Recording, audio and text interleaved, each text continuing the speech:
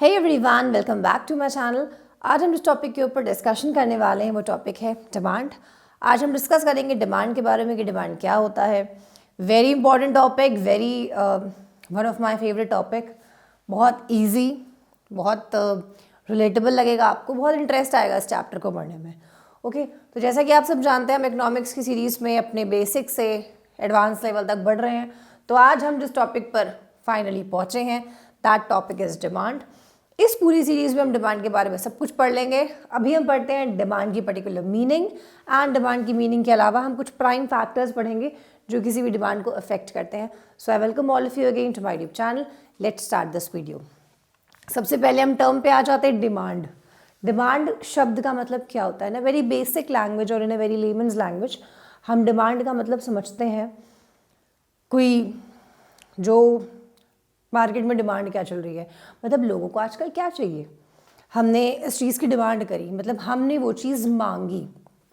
तो अल्टीमेटली हम अगर कुछ भी चाहते हैं कि हमारे पास हो तो एक बहुत ही नॉर्मल भाषा में हम उसको बोल देते हैं कि डिमांड। उन्होंने इतने करोड़ की डिमांड करी, उन्होंने दहेज में इतने रुपए मांगे, तो रुपए की डिमांड करी, मांगा। तो डिमांड से अल्टीमेटली हमें समझ में आता है जब किसी को कुछ चाहिए होता है। Okay so very basic, desire समझ में आ गया आपको कि किसी को कुछ भी चाहिए होता है।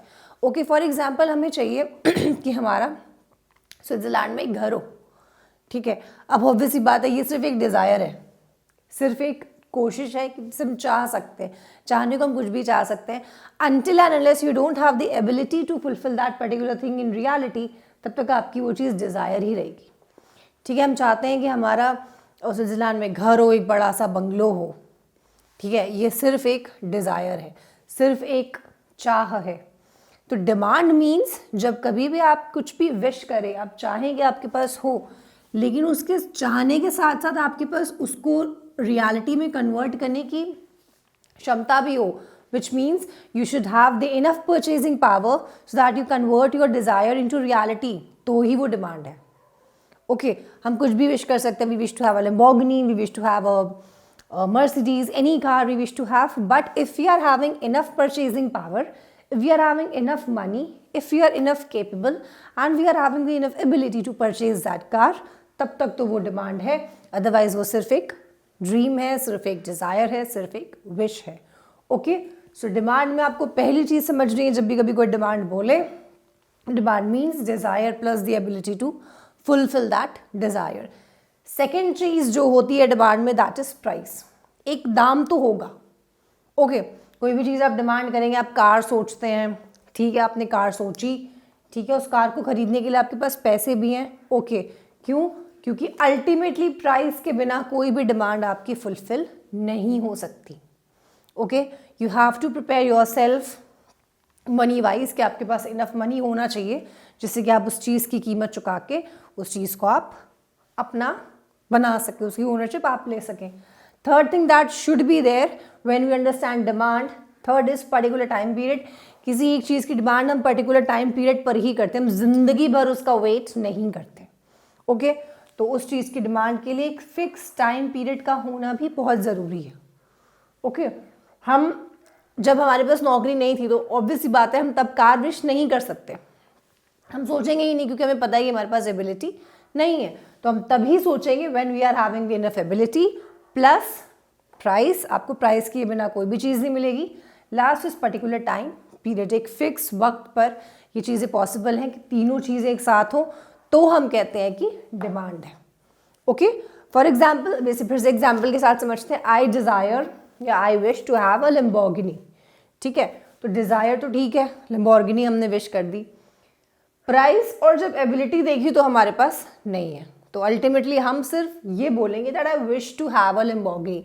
हम ये नहीं बोलेंगे दैट डिमांड कर रही हूँ मैं लैम्बोर्गिनी की, नहीं, क्योंकि डिमांड इंसान तब करता है जब उसके पास ये सारे फैक्टर्स हों। Okay now I can say that I wish to have i20, ठीक है। तो हम डिज़ायर प्लस एबिलिटी दोनों मिलाकर एक कार i20 ब्रेजा टाइप की कार हम खरीद सकते हैं। तो मतलब we are having all these three things, तो हम डिमांड इस शब्द को यूज़ कर पाएंगे। Okay I think the term demand is clear to you.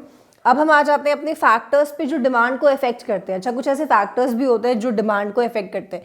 एक चीज़ आपको याद रखनी है, this is the golden rule, आपको ये याद कर लेना है कि जब भी कभी किसी चीज़ की डिमांड बढ़ती है, ठीक है, डिमांड आदमी कब बढ़ाता है? जब उसका दाम क्या हो? कम हो। ओके, डिमांड तो ही बढ़ेगी। आपको एक चीज़ याद रखनी है कि जब भी आप लॉ ऑफ डिमांड पढ़ेंगे, जब भी आप डिमांड पढ़ेंगे, तो आपको इसमें याद रखना है कि जब भी प्राइस हाई है तो हम डिमांड क्या कर लेंगे? कम। तो ये इनका रिलेशनशिप चलता है इनवर्स, इन दोनों का, प्राइस एंड क्वांटिटी डिमांडेड का, क्योंकि पर्टिकुलर टाइम की बात हो रही है, ठीक है। तो प्राइस एंड क्वांटिटी डिमांडेड का रिलेशनशिप हमेशा इनवर्स है, एक ऊपर जाता है तो एक नीचे आता है। अगर किसी चीज़ का दाम बहुत ज़्यादा बढ़ रहा है तो ऑब्वियस बात है हमारी डिमांड कम हो जाएगी, मतलब हमारे पास उतनी डिज़ायर, उतनी एबिलिटी, उतनी प्राइस, उतना ये तीनों चीज़ें कम हो जाएंगी। ऑन दी अदर हैंड, अगर किसी चीज़ का दाम कम है तो उसकी क्वांटिटी ज़्यादा बढ़ा कर भी ले सकते हैं, ठीक है, क्योंकि वो चीज़ सस्ती है। अगर टमाटर आज महंगे होने लगे तो एक सोसाइटी का एक पर्टिकुलर सेक्शन ही उस चीज़ को खरीद पाएगा, वही उस चीज़ की डिमांड करेगा, क्योंकि बाकियों के पास एबिलिटी नहीं है। चाहेंगे तो कि टमाटर खरीद पाए, लेकिन एबिलिटी नहीं है खरीदने की। ओके, इन दैट केस वो डिमांड नहीं कर पाएंगे। तो हम डिमांड तो ही करेंगे जब ये तीनों चीज़ें होंगी। तो गोल्डन रूल यही है that whenever the prices are very high, demand will always be less, क्योंकि ऑब्वियसली बात है बढ़ते हुए दामों में हम चीज़ें नहीं खरीदते। On the other hand, if price is low तो हम चीज़ों को बढ़ा कर खरीद सकते हैं। Okay, so this is the golden rule. अब हम आ जाते हैं अपने फैक्टर्स पे जो हमारी डिमांड को अफेक्ट करते हैं, मतलब ये डिमांड बढ़ेगी कि घटेगी, इन फैक्टर्स से हमें पता चलता है। पहला फैक्टर आप देख सकते हैं प्राइस।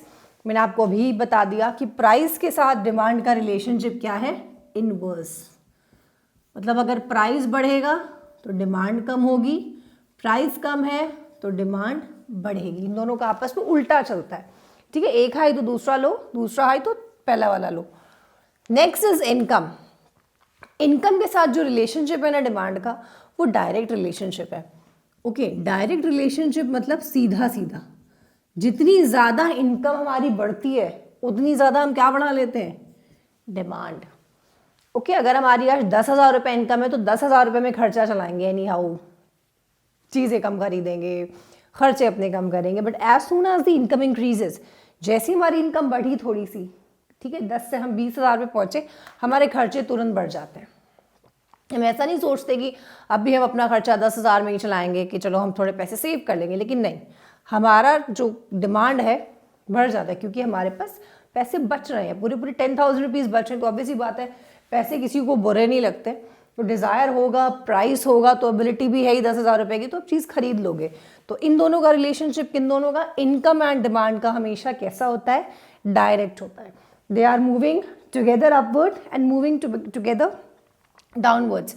कभी अगर इनकम नहीं है, कोई इंसान के पास पैसे नहीं है, तो उसके पास डिमांड भी नहीं होगी, ठीक है, क्योंकि डिमांड होने के लिए इन तीन चीज़ों का होना बहुत ज़रूरी है। Next factor is test. Test मतलब कस्टमर का टेस्ट, प्रेफरेंस, मार्केट में क्या चल रहा है। अच्छा, बहुत ही प्रेवेलेंट फैक्टर है ये कि मार्केट देखकर हम अपने टेस्ट को डिसाइड करते हैं। मार्केट में चल रहे हैं आजकल लड़कियों के, फॉर एग्जांपल लड़कियों के केस में आजकल वाइट शूज़ बहुत चल रहे हैं, फॉर एग्जांपल वाइट शूज़ चल रहे हैं। तो जितना ज़्यादा मार्केट में हम एक्सप्लोर करेंगे तो हमें टेस्ट पता चलेगा कि लड़कों को आज की डेट में क्या पहनना पसंद है, या लड़कियों को आज की डेट में किस तरह के कपड़े पहनने पसंद है, तो हमें उसमें उनका टेस्ट पता चलेगा, ठीक है। तो जैसा मार्केट में फैशन, ठीक है, वैसी ही डिमांड। ओके, फैशन अगर वेस्टर्न कपड़ों का आया है तो वेस्टर्न के कपड़ों की डिमांड बढ़ेगी। फैशन अगर वाइट शूज़ का आया है तो वाइट शूज़ की डिमांड बढ़ेगी। हर लड़की आपको लव लेन की गलियों में वाइट शूज़ ढूंढती हुई दिखेगी, तो उसकी डिमांड बढ़ेगी, ठीक है। तो हम जैसा भी फैशन है, जैसा भी टेस्ट एंड प्रेफरेंस है, कस्टमर आजकल क्या प्रेफर कर रहा है, उसी चीज़ की वो डिमांड करेगा और उसी चीज़ की डिमांड बढ़ेगी। Next is future expectation. Future expectation means future में होने वाली गतिविधियों से हम अभी अनुमान लगाकर जब अपनी डिमांड को बढ़ा लेते हैं, ठीक है। फॉर एग्जाम्पल, हमने एक्सपेक्ट किया कि यार आगे आने वाले टाइम पे मुझे ऐसा लग रहा है कि टमाटर के दाम बढ़ने वाले हैं, अभी नहीं लेकिन फ्यूचर में टमाटर के दाम बढ़ने वाले हैं। तो फ्यूचर सोच के अभी से हम अपने पास स्टॉक इकट्ठा कर लेंगे, टमाटर खरीद के ले आएंगे एक साथ 5 किलो, तो अभी हम क्या कर लेंगे, अपनी डिमांड बढ़ा लेंगे। क्यों? क्योंकि हम ये एक्सपेक्ट कर रहे हैं कि आगे आने वाले टाइम पे टमाटर महंगे होने वाले हैं। Okay, next is price of related goods. Related good means जब गुड्स आपस में इंटरकनेक्टेड हो। दो रिलेटेड गुड्स होते हैं, एक हो गया आपके कॉम्प्लीमेंट्री गुड्स, एक है आपके substitute goods. Okay, substitute goods पे पहले आते हैं। Substitute goods are those goods जो एक दूसरे के सब्सटीट्यूट्स हो। For example tea, coffee. Okay, अगर चाय की पत्ती महंगी हो रही है, ठीक है, फॉर एग्जाम्पल चाय की पत्ती महंगी हो रही है, तो आदमी किसकी डिमांड बढ़ा देगा? फिर कॉफ़ी की डिमांड बढ़ा देगा। ठीक है, जैसे देखिए हर एक फैक्टर का अपना प्राइस और डिमांड का रिलेशन होता है। तो टी का अपना प्राइस और टी की अपनी डिमांड का रिलेशन होना चाहिए, लेकिन ऐसा नहीं है। क्यों? क्योंकि जो टी है वो सब्सटीट्यूट गुड्स है। ठीक है, उसका सब्सटीट्यूट है कॉफ़ी। अगर आप चाय की पत्ती महंगी कर दोगे तो हर आदमी चाय की पत्ती नहीं खरीद सकता, तो उसका सब्सटीट्यूट ढूंढेगा। ठीक है, फिर कॉफ़ी की तरफ जाएगा, कॉफ़ी की डिमांड बढ़ा देगा क्योंकि एक का दाम बहुत हाई है। Okay, in the same case हम कोल्ड ड्रिंक्स को देखते हैं कि थम्स अप, पेप्सी, लगभग सब एक ही स्वाद होता है, एक ही दाम होता है।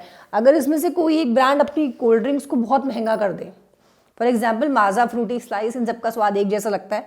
अगर हम माजा की कोल्ड ड्रिंक्स को बहुत महंगा कर दें तो आदमी स्लाइस ले लेगा।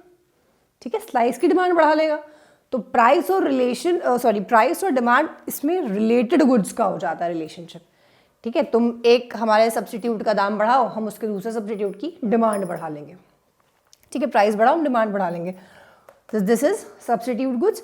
Next type of good is complementary good. Complementary वो वाले गुड जो एक के साथ आपको एक खरीदने पड़ते हैं। फॉर एग्जाम्पल आपने खरीदा प्रिंटर, तो प्रिंटर के साथ आप क्या खरीदेंगे? कार्ट्रिजेस। ठीक है, क्योंकि बिना प्रिंटर के कार्ट्रिज नहीं चलेगा और कार्ट्रिज के बिना प्रिंटर का कोई यूज नहीं है। ओके, जब भी कभी आप एक दूसरे के प्रोडक्ट को देखकर डिमांड बढ़ाओ, ऑब्वियस सी बात है, अगर आप प्रिंटर की डिमांड करोगे तो आपको कार्ट्रिज की डिमांड भी करनी पड़ेगी। ठीक है, क्योंकि ये दोनों एक दूसरे के बिना अधूरे। ओके, इंक पेन आपको चाहिए तो इंक पेन की बॉडी तो आपके पास आ जाएगी, लेकिन आपको उसके लिए यूज करने के लिए आपको इंक की भी डिमांड करनी पड़ेगी। ठीक है, तो इन्हें हम कहते हैं कॉम्प्लीमेंट्री गुड्स, जो आपको एक साथ ही खरीदने पड़ते हैं। जैसे कार एंड पेट्रोल, हम अगर कार लाकर खड़ी कर दें तो खड़ी रहेगी, कार की डिमांड तो हमने कर ली, लेकिन जब तक आप उसमें पेट्रोल नहीं डलवाओगे, पेट्रोल की डिमांड नहीं करोगे, तब तक आपकी गाड़ी का कोई भी यूज नहीं है। इसलिए car and petrol are the related goods. Last factor is government credit policy. Government credit policy means अगर गवर्नमेंट आपके देश की क्रेडिट बहुत ईजिली दे देती है, आपके देश में क्रेडिट पॉलिसी बहुत आसानी से मिल जाती है, थोड़े बहुत पेपर वर्क करिए और आपको लोन्स मिल जाएंगे। इस केस में आप अपनी डिमांड को बढ़ा सकते हैं। अगर आपके देश में क्रेडिट ईजिली नहीं मिलता तो आप अपनी डिमांड को नहीं बढ़ाएंगे। यहाँ पर हम बात कर सकते हैं कार लेने की डिमांड को। अगर हमारी कार लेने का मन है हमारा, लेकिन हमारे पास एबिलिटी नहीं है, तो क्या हम कार को फिर डिमांड का नाम देंगे? नहीं देंगे। लेकिन अगर हमारे पास एबिलिटी है, क्योंकि वो एबिलिटी हमारे इस फैक्टर की वजह से आई है, सरकार ने कहा कि आपको कार खरीदनी है, आप आराम से कार खरीदें, हम आपको फ्री 0 इंटरेस्ट पे लोन देंगे, इन दैट केस हम फिर इस पॉलिसी का यूज़ करके कार खरीद लेंगे। अब हम कार की डिमांड को डिमांड बोल सकते हैं। Okay, so with this I think the basic concept of demand topic is clear to you. If you like the video, please give it a thumbs up, like, share, comment. Please use the comment box for your valuable suggestions to the channel, and thank you so much for watching this video.